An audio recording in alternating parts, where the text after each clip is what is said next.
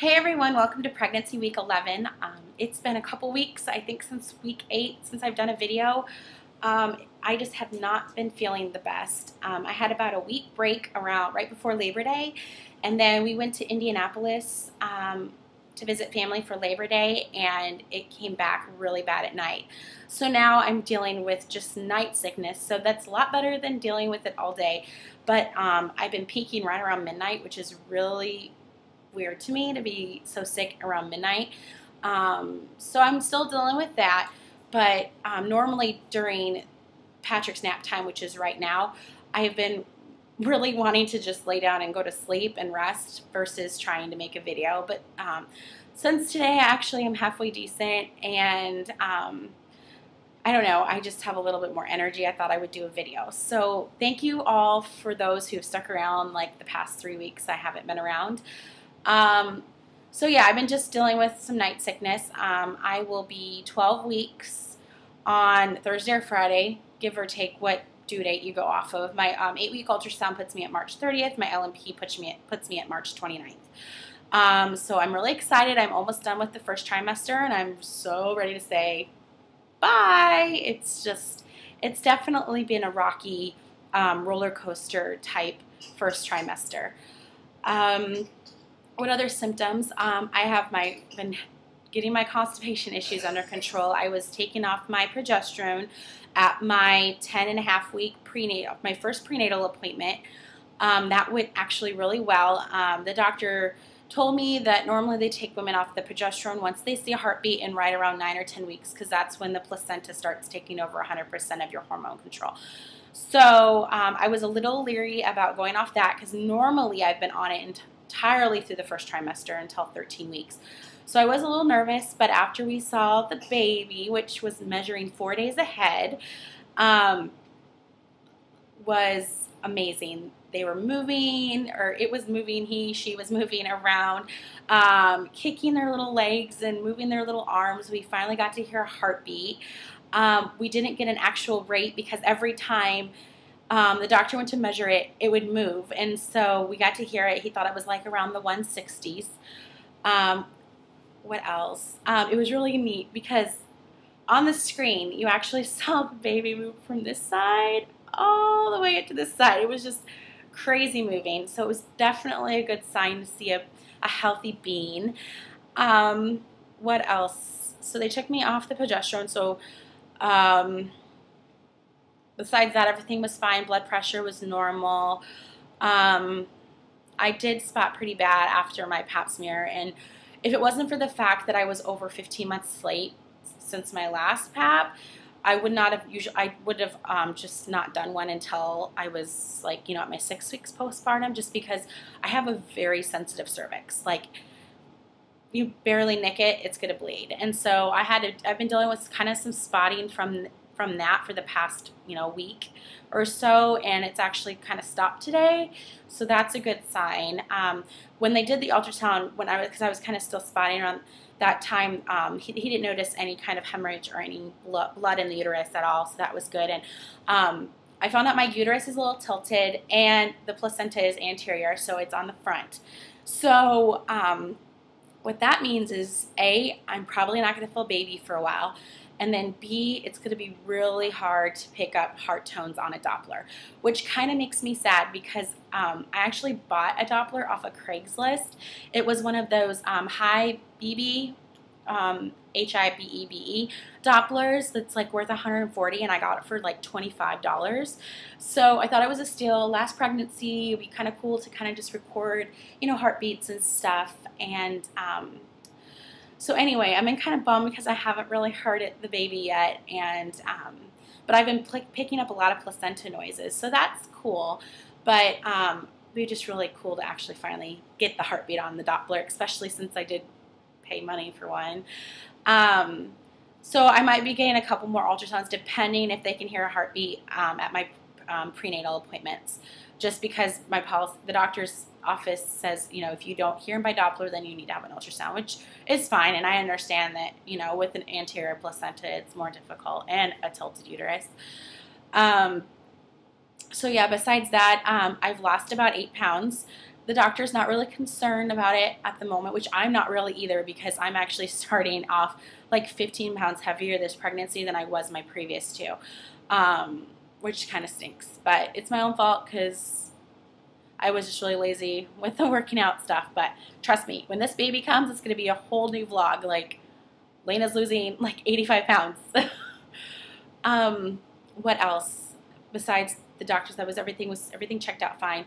So kind of go along with the nausea and the finally getting the constipation. Like I said before, I think going off the progesterone helped a lot, and the fact that I'm like craving apples. Like, I love apples, and before I wasn't hardly intaking that much fiber. In fact, I wasn't intaking hardly any food. But my husband got some caramel, and I've been, kind of dipping my apples in caramel. And then a good friend of mine, I don't know if you all have heard of Famous Dave's, but I love Famous Dave's. And they don't have a Famous Dave's here where I'm from, or where I'm living. I don't really like to say that I'm from here because I'm not. They're called like these cinnamon apples. Cinnamon and sugar, and they're in this glaze, and they're wonderful. And you get them at Famous Dave's, and I've been so craving. I've been bummed because we don't have Famous Dave's here, and I've been craving them. So a good friend of mine down the street actually is one of those that can like mock every restaurant entree you can imagine. And of course, when I was on my Facebook and I go, I'm just craving Famous Dave apples, and she's like, well, I'll make you some. And so she made me this entire batch of cinnamon apples, and they taste just like Famous Dave's.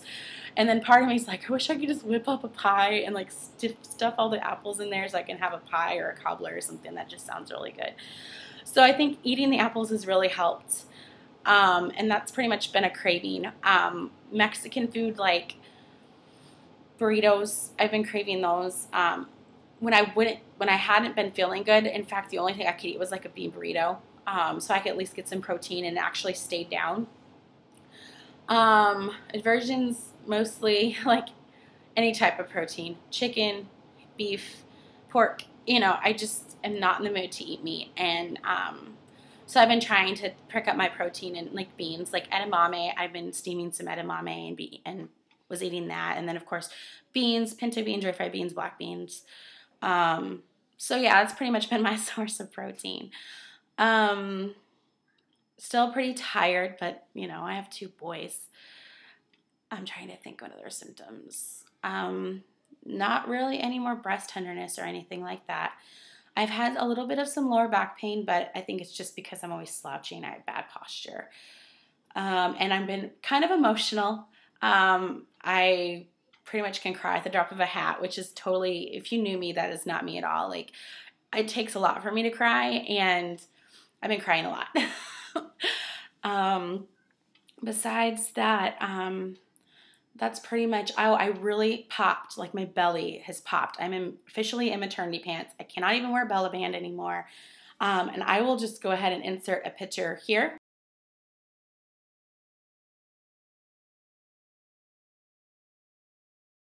And this was taken at 11 weeks pregnant, and you can kind of see a little bump starting there. I did get a few more things fluff-wise for the baby. Lucy, which mostly all of you have heard of her. She is, her YouTube name is XXX Joel Paul XXX. And on her fan page on Facebook, she was actually selling some diapers. And so I picked up two little Joeys from her, and they're currently out there. I kind of stripped all my diapers, and then after I stripped those, I had to treat 5 diapers for yeast because Patrick, from all of his ear infections, got a nasty yeast infection from his antibiotics. So I had to treat those, so they're out there drying too. But I decided just to strip all of them because I'm going to have 2 different sets of diapers. So Patrick will have his own set of cloth diapers, and then baby S will have another set of fluff diapers. So I received those this week. So I got 2 little Joeys, and they're powder blue, and I'm totally okay with a girl using blue, especially when I can accessorize with baby legs and a cute little blue bow. So yeah, I'm just crossing my fingers this baby is under 9 pounds, so they can wear them. And if not, those diapers shouldn't be hard to resell. So yeah, that's pretty much the only baby buys I've done. I have my eyes on the new Bum Genius prints that they just announced the other day, and a new diaper, a new all-in-one. I think it's called a freestyle or something to do along with that. It's an all new all-in-one, and I'm really excited to try it. So I'll probably be making pre-ordering 2 of those, and kind of the deal is this kind of buy 2 to 3 fluff diapers a month or more. That is if I can buy them used, which I have no problems buying fluff used. So in fact, well, I'm going to be receiving 12 Bum Genius 3.0s that are hook and loops, which is fine because I've never had issues with my kids taking diapers off. And now watch me say that, and this one's going to want to take their diaper off. So I got like 12 of those for a great deal. And so those I'm setting aside for the new baby. And then all of Patrick's diapers, of course, that he's been using will stay Patrick's diapers. I'm still going to try and buy some more pre-folds and some covers. And we need to buy a new car seat, which we're going to do the Chico Key Fit 30. I just am kind of still waiting to find out if we're going to find out the gender or not, depending on, you know, what type of or what color. I really like the black one with, they have like these yellow and black bubbles looking. I love that pattern. I don't remember the exact name for it, but that's kind of what we're going to buy still for the car seat. We also bought, I guess we didn't just buy, we bought it like 4 months ago, but we got one of the new Baby Jogger City Selects. So it's kind of like the new, and did I say Chico? I meant Kiko. I guess there's a big difference between, I should have just corrected myself earlier. So it's Kiko. And then Britax, it's the City Select is kind of just like the new Britax one. However, I didn't like the way that like that second seat fit under where close to the basket is, because I was afraid that my legs would kick it. So we ended up with the Baby Jogger City Select, because they kind of, trying to see if I can, they kind of sit like this, the 2 seats, and then there's like 16 different ways. And so we already have the Kiko adapter for that. So that's already, I got that on Craigslist for like $40. So I saved like, you know, $40 right there on that. But yeah, so that's kind of just the run through of what I think right now in my head, the stuff that's important that we still need to buy. But I'll definitely show y'all once we start buying a little bit more stuff. I've been a little hesitant, kind of going, you know, all out, just because it just makes me nervous, like I'm going to jinx myself or something. But now that, you know, everything's great with the baby and I'm almost in the 2nd trimester, I'll probably start buying a lot more stuff. That's pretty much all I have for this week. Hopefully I feel good next week so I can keep up with my weekly vlogs. If not, please bear with me, because there's going to be a vlog. Hopefully I don't wait, you know, 3 weeks in between vlogs again. So anyway, I rambled long enough, and I will talk to you guys soon. Bye.